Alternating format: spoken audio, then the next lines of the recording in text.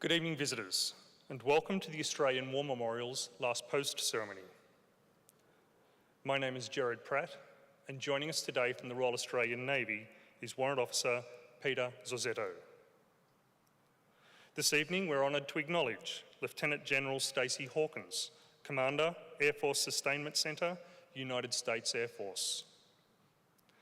As always, we welcome the veterans who have served, those that are still serving, and the veterans and the families that love and support them. The live stream of this ceremony is made possible by the Returned and Services League of Australia and the RSL and Services Clubs Association. We welcome members who are watching the broadcast of this ceremony from around Australia. During this evening's ceremony, wreaths will be laid at the base of the pool of reflection by visitors to the memorial. If able, please stand and join in singing the national anthem.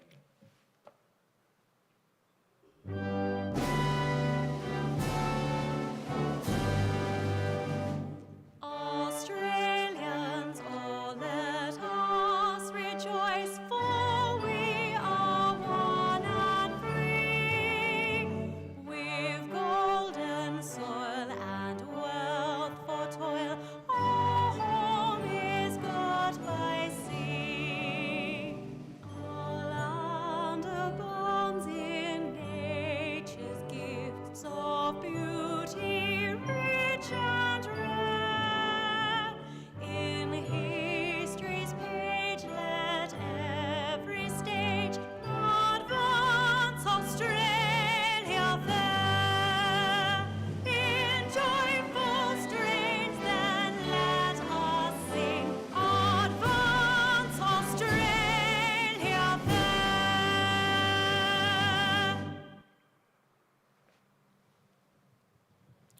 If able, please be seated.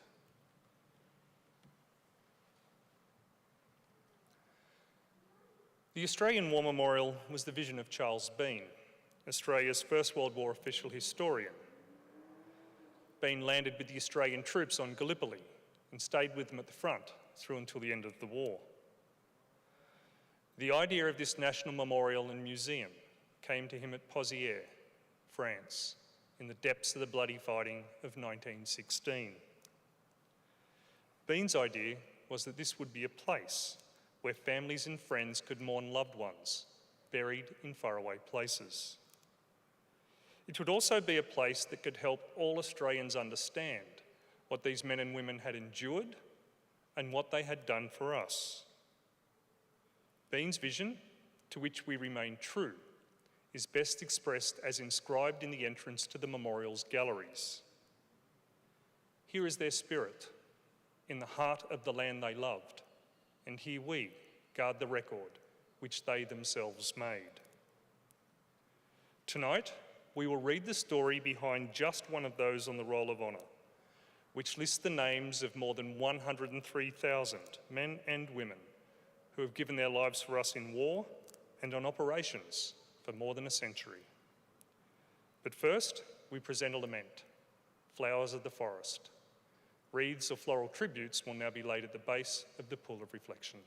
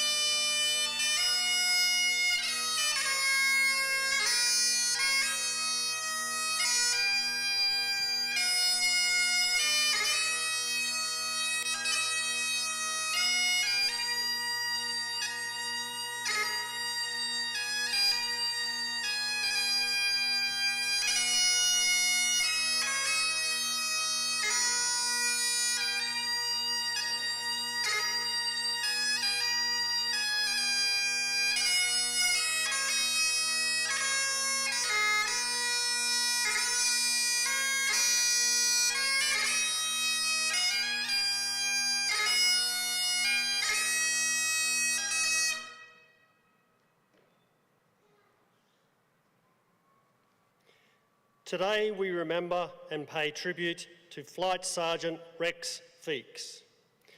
Rex Feakes was born on the 22nd of October 1923 in Cooma, New South Wales. He was one of 7 children and the youngest son born to Frank Feakes, a plumber, and his wife, Frida.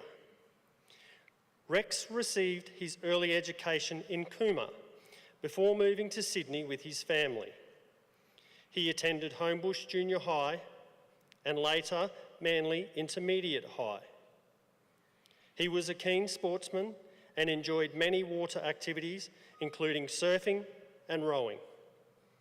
At the outbreak of the Second World War in 1939, Rex was working as a junior clerk at the Australian Broadcasting Corporation.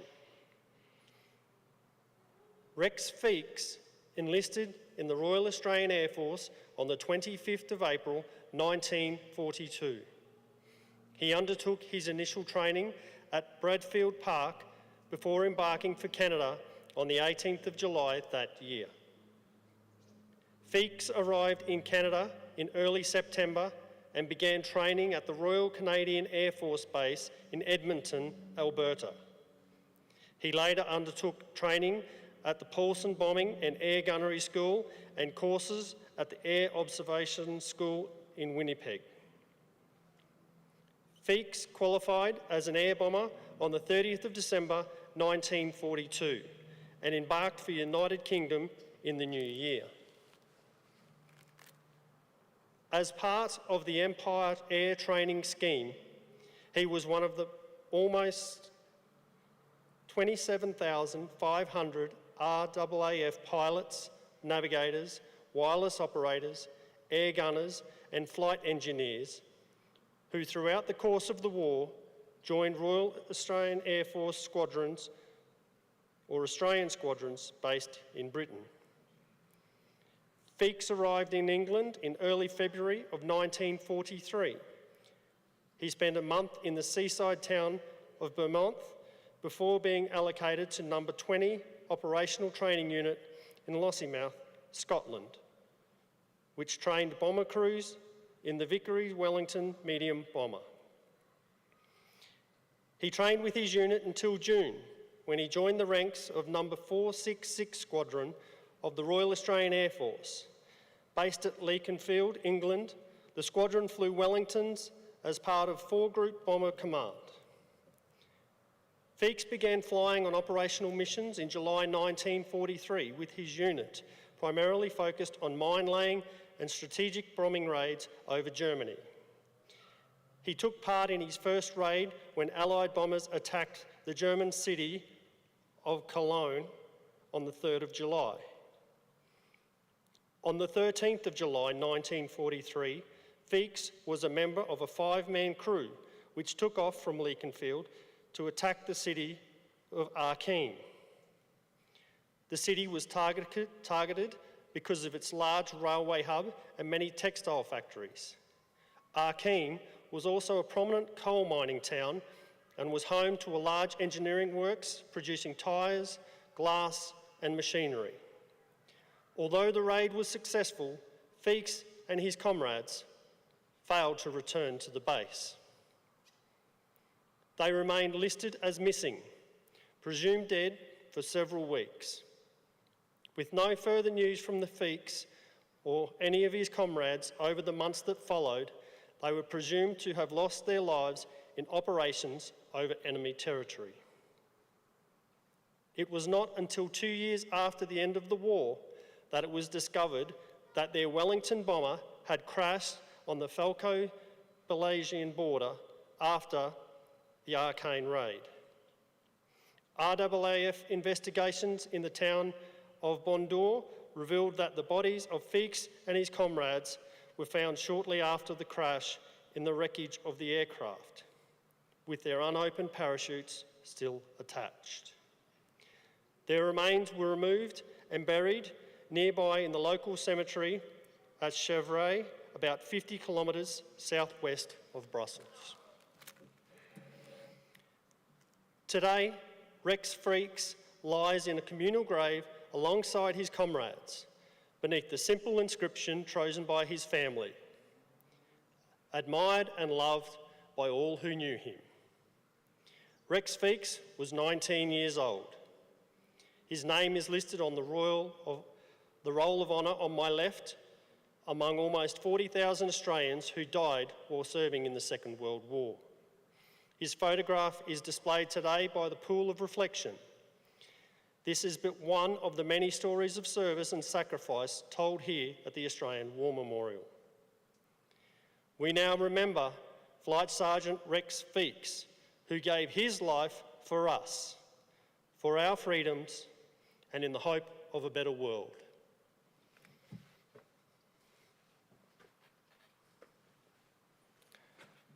If able, please stand for the reading of the Ode and the sounding of the last post.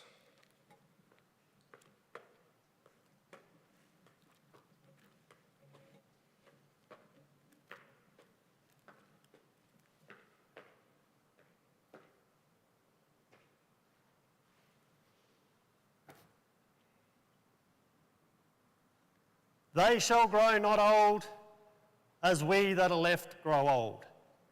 Age shall not weary them, nor the years condemn. At the going down of the sun, and in the morning, we will remember them. We will remember them.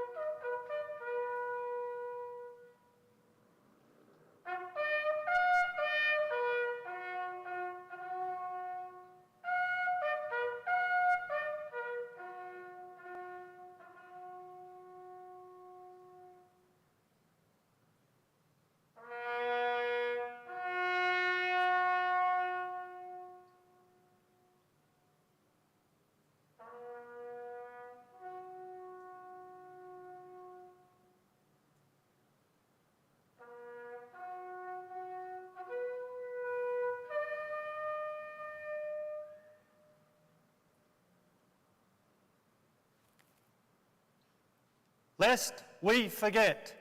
Lest we forget.